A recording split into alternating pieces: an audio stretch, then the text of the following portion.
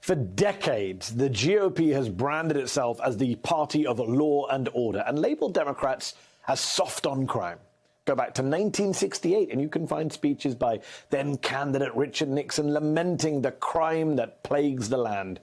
And remember the Willie Horton ad from the 1988 presidential election. There was that group backing George H.W. Bush trying to paint the Democratic nominee, Michael Dukakis, Massachusetts governor at the time, as soft on crime.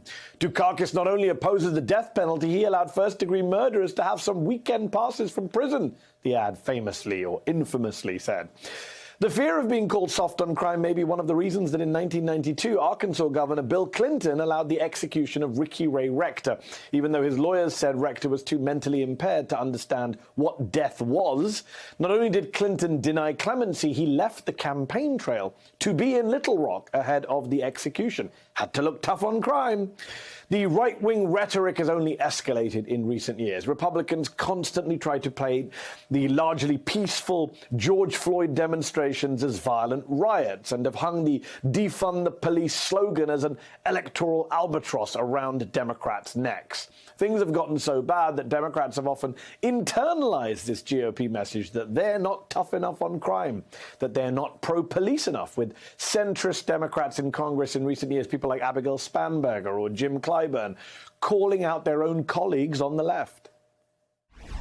Defund the police is a non-starter, even with black people. And if you don't think that's true, then look at the results of what just happened in New York City's election. So the proof is in the pudding.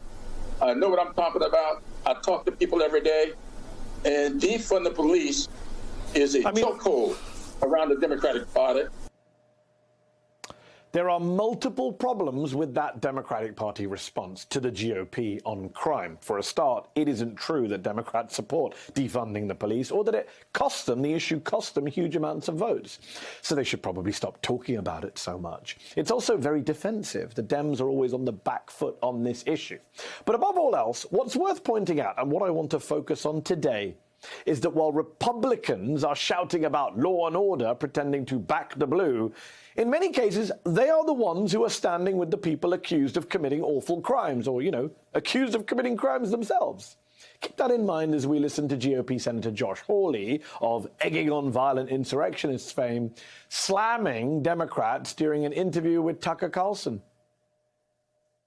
Any elected official who has law enforcement responsibility and won't do it needs to resign. That means these Democrat governors and mayors who are allowing their streets to descend into chaos, allowing workers and their families to be assaulted, they need to resign. That's exactly right, because when government won't protect its citizens, you get chaos, and 17-year-olds with guns start showing up and saying, I need to protect the city. I mean, that's what happens when the police disappear. Now, if Hawley really wanted to stand up against violent crime, why did he go on Fox on Tuesday night to defend and embrace anti-abortion activist Mark Houck, who's been charged by the Department of Justice with a federal felony, with assault? They'll send a SWAT-style team to go after a Catholic pro-life activist. But at the same time, there are, 17 or more fire bombings of pregnancy care centers that no arrests have been made. They're not lifting a finger to do anything about those. What it says is that there are two tiers of justice here. There are two systems, and one is ideological. And if you are a conservative, if you are a person of faith, then you are going to get targeted by this administration. They will use the law against you. And Sean, that is wrong.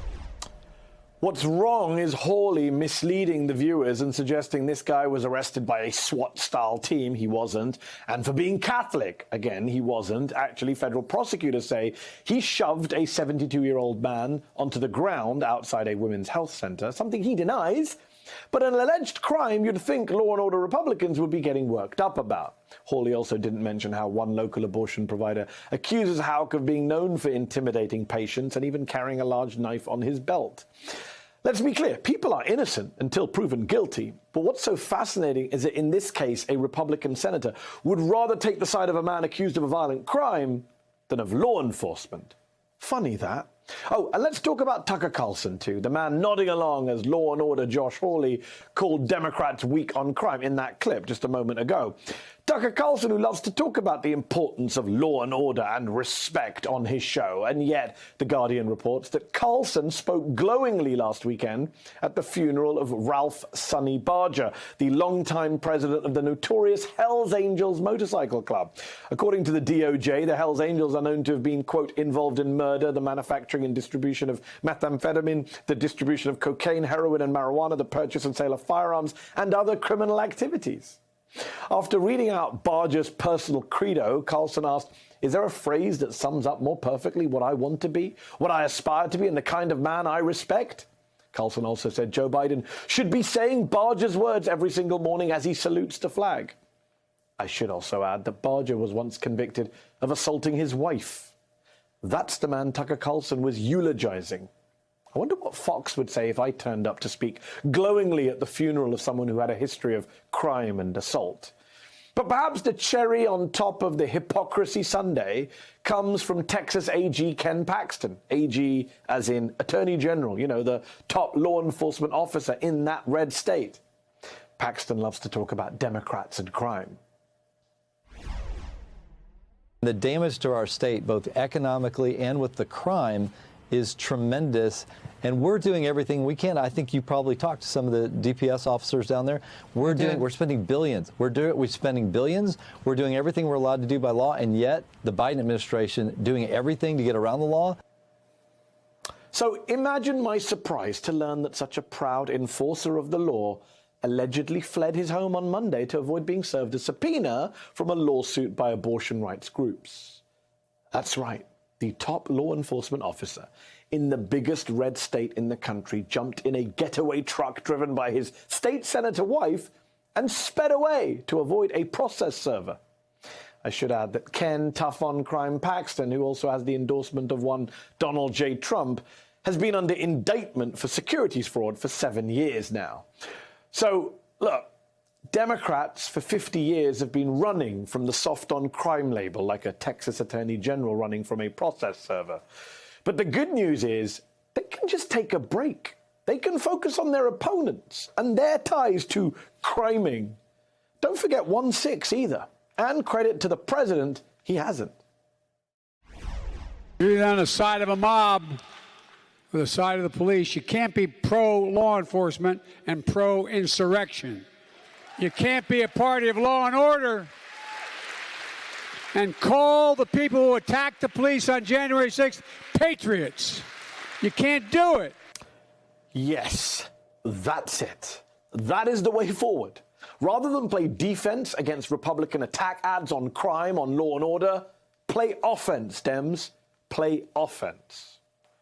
Joining me now, Molly Jong-Fast, contributing writer at The Atlantic, author of their Wait What newsletter and host of the new podcast, Fast Politics, with Molly Jong-Fast. Also with us, Joe Walsh, former Republican congressman from Illinois who has since left the party. He's host of the White Flag with Joe Walsh podcast. And Kurt Bardella, former spokesperson for the Republican staff on the House Oversight Committee, now an advisor to the DNC and DCCC, and a contributor to USA Today and the LA Times. Thank you, all of you. Kurt, let me start with you. How has the Republican Party gotten away with so much hypocrisy on the issue of law and order? Not just their support for the insurrection, their failure to back the Capitol Police since, but Josh Hawley defending a guy accused of violent assault, Tucker Carlson speaking at the funeral of an outlaw biker, etc., etc., etc. Yeah, it's almost as if there's too much going on to be able to hold them accountable on one thing. And that's actually part of the Republican playbook. It's to just flood the zone with so much garbage and BS that it becomes almost impossible to actually hold them down on just one of them. There's just too much. It's too voluminous. I'm glad we're seeing this rhetoric from the president, though, and he's absolutely right. You can't be pro-coup and pro-cop at the same time. We're starting to see him take it directly to the MAGA Republicans, and that's exactly the type of tone and messaging we need from Democrats going forward. I think that's what we're seeing. We're done rolling over and just trying to ignore it. Take the higher road. When they go low, we go high. That's not happening. That playbook is gone. We are seeing a much more aggressive Democratic Party led by people like Jamie Harrison and Sean Patrick Maloney, who, as you watch them and see them on social media, they do not mince words. We're done doing that. It's interesting you mentioned they go low, we go high, because Gavin Newsom, governor of California, called out that famous Michelle Obama line in Texas at the weekend. Molly, Gavin Newsom seems to be fed up of the Democratic Party's messaging failures across the board, but especially on crime and violent crime. Have a listen to a part of his interview with my colleague Alex Wagner. It's not just a messaging problem, but a messaging problem that has persisted with our party for years and years, constantly on the defense. We allow these culture wars to take shape, and we consistently are on the back end of them. 8 of the top 10 states with the highest murder rates, all are Republican states. How do Democrats not know that? In fact, it's really 9 out of 10. Georgia went for Biden, but it's really a Republican state, or at least a red state. 8 out of 10. And we're losing that message? He's right, isn't he, Molly? Yeah, and I always say if you're defending yourself, you're losing, right? If you're saying, you know, if you're meeting them and trying to answer them, you're losing. And one of the things we've seen with really good Democratic orators, especially recently, is they fight back. I mean, Mallory McMorrow was a great example, right? They called her a groomer, and she said, no, I'm a mother, I'm a this, I'm a that. But the truth is, like, it is better for Democrats to be able to stay on their topic and to be able to sort of, you know, really control the narrative. And that's something they have never been super interested in doing. And part of that is because they don't make sort of short, bite-sized messages the way they should, the way the Republicans do. So let's talk to a former Republican. Joe Walsh, you tweeted about some violence and chaos at a convenience store in Philly, and you said Democrats should condemn it, otherwise it'll hurt them. I'm going to ask the question, why? Isn't that just an old right-wing trope? Why should anyone condemn random crimes, and why only Democrats? How does that work? How does that help, other than to push the GOP's be afraid all the time agenda?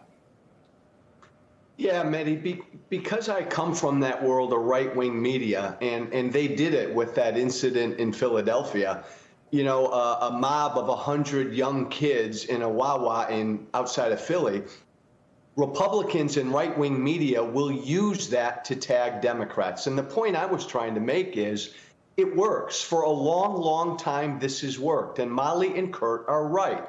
It's always been easy to tag Democrats as soft on crime because there have been voices on the left that have been soft on crime. But Molly and Kurt are right. The Democratic Party has never fought back. They have to take the offensive. And the best way to do that is to call out my former political party, which has but that's not. But Joe, I agree with you, but that's not what you said. You were saying call out these kids in this Wawa, which basically is what the Republicans want the Democrats to be doing, associating them. It's not the Democratic Party's fault there was some violence in a random store in America. As you say, if going on the fence means attacking the Republicans, not constantly saying, oh, we're too soft on crime and self-flagellating. No, but call out incidents of crime like that. Call out incidents of urban crime. Call out incidents of crime wherever it is. I think Democrats, Mehdi, need to be a full court press to be aggressive with this issue, because I really do believe the issue of crime, even though the right demagogues it, a lot of people in the middle care about it, even if they're afraid to say they do.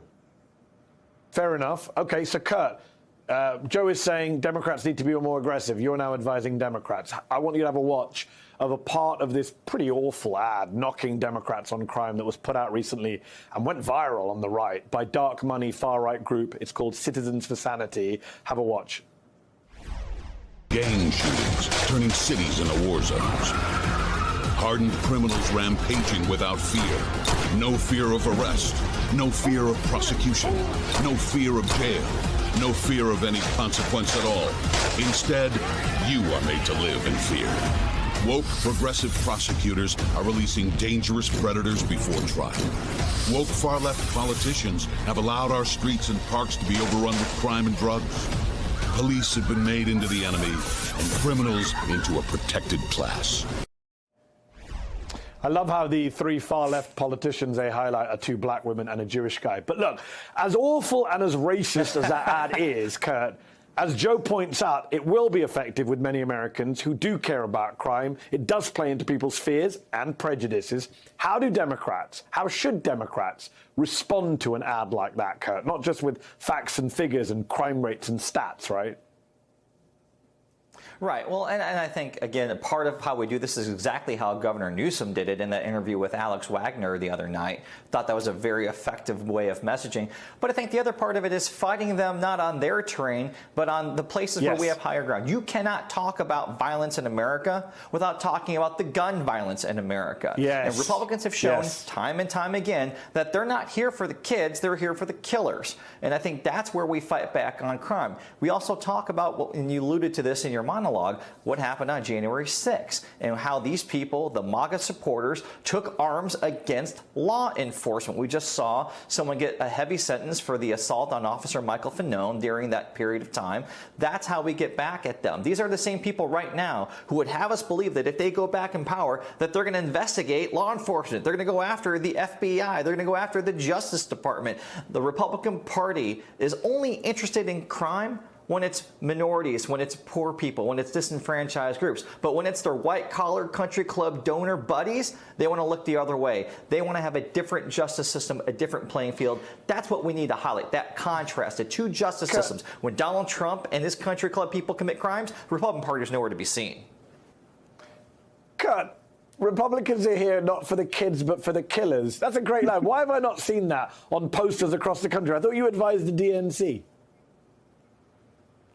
Well, I'm not going to take credit for that line. I'm going to actually give the attribution to Congressman Eric Swalwell, who said that at a Judiciary Committee hearing, said it right to Jim Jordan's face when they were trying to do their normal gaslighting. And that's something you're going to see in an ad very soon from Eric Swalwell.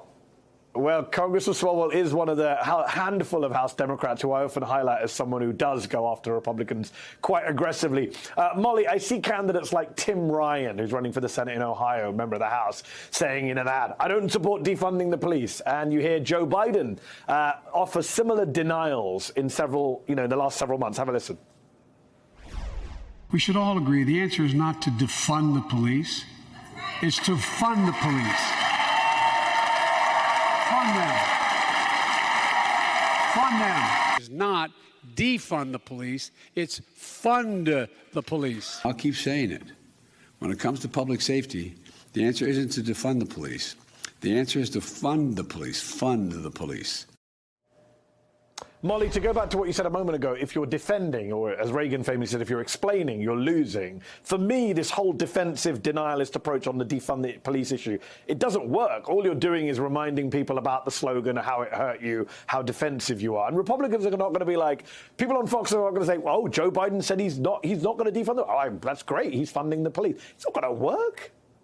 No, and it's sort of old-fashioned Democratic Willie Horton, we're going to, defend, explain. And I think it's much better for Democrats to be like Gavin Newsom and to go through the statistics and to say, yeah, you think that Democratic cities are dangerous. I mean, there's a whole mechanism of conservative media that is saying that Democratic cities are, terrifying hellscapes. And I live in a Democratic city and it's totally fine.